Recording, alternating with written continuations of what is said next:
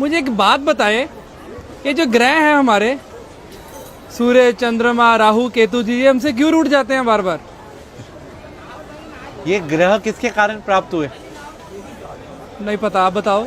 शरीर से ही ना। जी। शरीर किससे प्राप्त हुआ? माता पिता से। माँ पिता से ना। माँ पिता कौन है?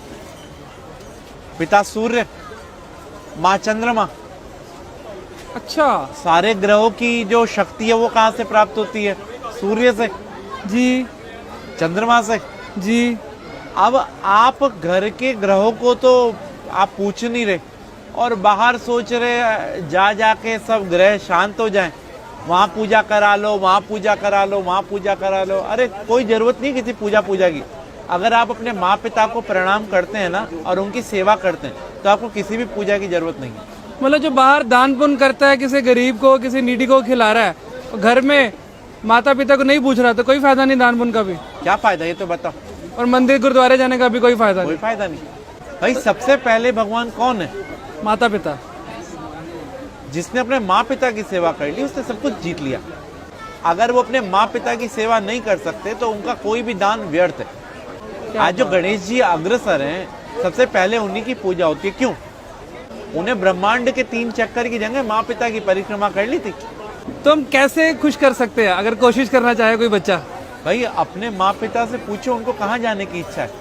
अगर आप कैपेबल हैं तो उनके साथ जाओ, उनको तीर्थ कराओ, उनको अच्छी अच्छी चीजें जो उनको पसंद है वो खिलाओ, उनको उनके पसंद की चीजें ला के दो।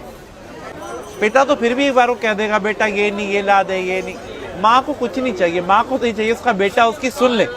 हाँ। तो हम लोग अगर अपने माँ पिता के साथ समय बिताएंगे ना तो उनका अनुभव, और अनुभव से बड़ा कोई भी टीचर नहीं होता। और आज के टाइम में यही विपरीत हो रहे हैं सब। सास ससुर को और बहू को प्यार करते हैं, बेचारी माँ जिसने जन्म दिया उसे जयराम जी की कर देते हैं। जिसके कारण सास ससुर और बीवी मिली है, सब मिले, उसको हम भूल रहे हैं। उसको हम भूल रहे हैं। तो यही हमारे असली कर्म है, बस बाकी सब ढोंग है। हमारा तो कर्म ही सिर्फ अपने माँ पिता की सेवा है, अपने माँ पिता और गुरु। प्रातः काल उठकर रघुराई, माँ पितु गुरु चरण नवाई। भगवान राम भी सुबह उठते ही सबसे पहला काम यही करते थे। माँ पिता की ही सेवा हर एक मनुष्य ने करी और वो भगवान बना।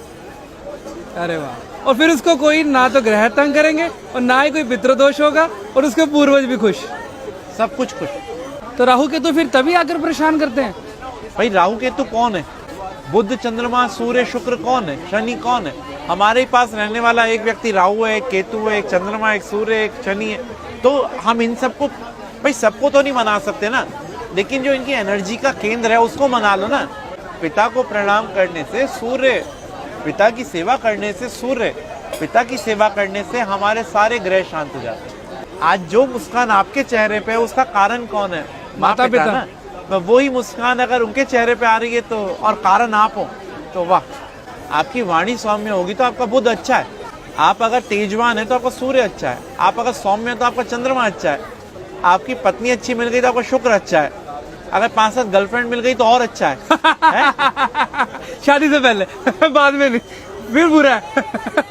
क्या बात है पंडित जी, आप जिस प्यार से और जिस इतनी आसानी के साथ समझा देते हैं ना, मतलब जो आज के भटके हुए समाज में आप जिस सही डायरेक्शन में डाल रहे हैं ना, मन खुश हो जाता है यहाँ पर आके।